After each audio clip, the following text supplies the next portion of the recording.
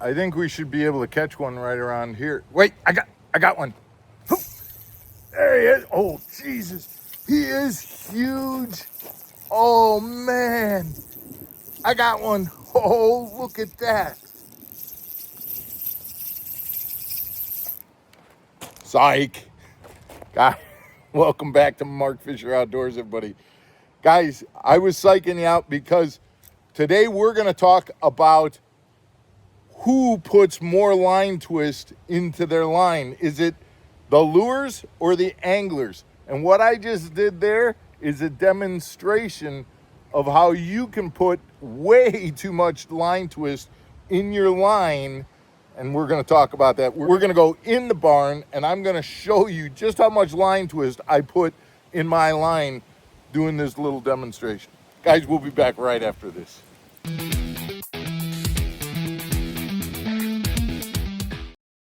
Welcome back to Mark Fisher Outdoors, everybody. I'm Mark Fisher. And that little demonstration out there was, I was just out in the backyard and I hooked up my bait to the fence post and kind of faked reeling in a fish. But you see this all the time, and hopefully we're not guilty of it, but if we are, we need to change this. You'll see a novice hook into a fish, reel that drag, and keep reeling even though they're not bringing the fish towards them, and spin that drag. And the reality is, guys, is that when that's happening, you are actually twisting your line. And just to demonstrate that, let me show you. This is the exact rod and reel and bait that I just had tied up outside in the yard 2 minutes ago before I came in. And you can tell right away, it's already twisting around my rod tip. And if I take that undone, I mean, that's a key indicator right there when it wraps around your rod tip. It's so much line twist that it's just wrapping around there. And the reality is that if I take this line, you see that? You can see it against my dark shirt, is that there's the line twist right there. And that was just from what you witnessed outside, me kind of reeling that drag against that fence post for probably no more than 10-15 seconds or something like that. Right now I'm letting my bait spin and kind of get some of that twist out of it. So why is that happening? Well, when you're twisting against your drag, you're twisting the line because the line isn't moving and you're reeling against it. But better yet, what's the solution to it? Well, the solution is when you get a fish hooked in and you're reeling in that fish, if your drag is set too loosely to where you're not gaining traction on that fish, you need to tighten your drag.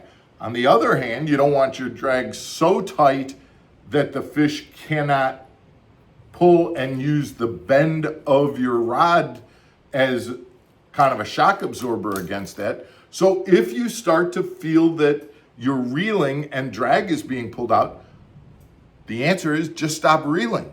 You don't have to reel to gain traction on the fish. You can lift your rod tip, and then as you slowly maintain contact with the fish, you can reel down as you maintain contact.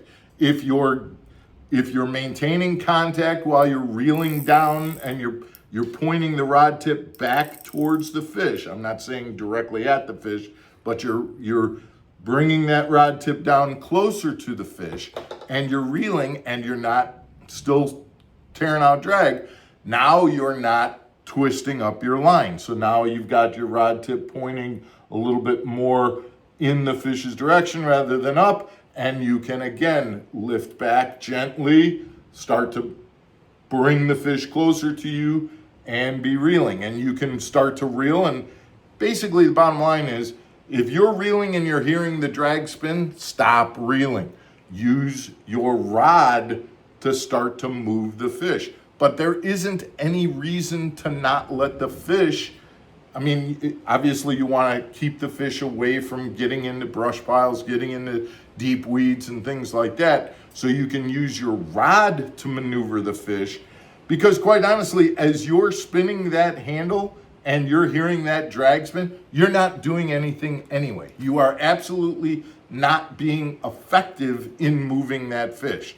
So use your rod and stop cranking on the handle, because that isn't doing anything other than twisting your line down the road. So that's the big tip, and I don't know if a lot of guys know that or not, but that's the answer, and it's pretty obvious, and it happens to a lot of brand new fishermen, so don't let it happen to you. Guys, before I let you go, I want to remind you that we're really going to be putting on this virtual bass tournament.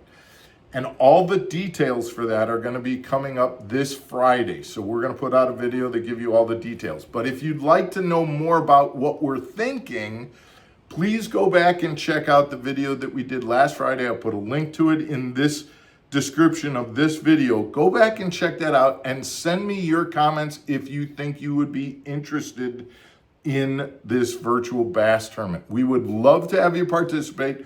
We don't think it's going to be very big, maybe 10 or 20 people participating, but I'd love for you to have the opportunity to do it. It's going to be during the month of July. Go back and check out that video. It's got all the details on it, all the tentative details. And then remember that on this Friday, we're going to put out all the specific details in terms of what we've decided to do. We hope you join us with that. I think it'll be a lot of fun. We got some prizes. I know Core Tackle is already saying they're gonna donate some prizes for this. Everybody's gonna be a winner. Everybody's gonna get something, no matter whether you come in first place or last place. It doesn't matter. We're in here to have a good time. Guys, thanks for tuning in, and we will see you again tomorrow for another episode of Mark Fisher Outdoors. Take care, everybody.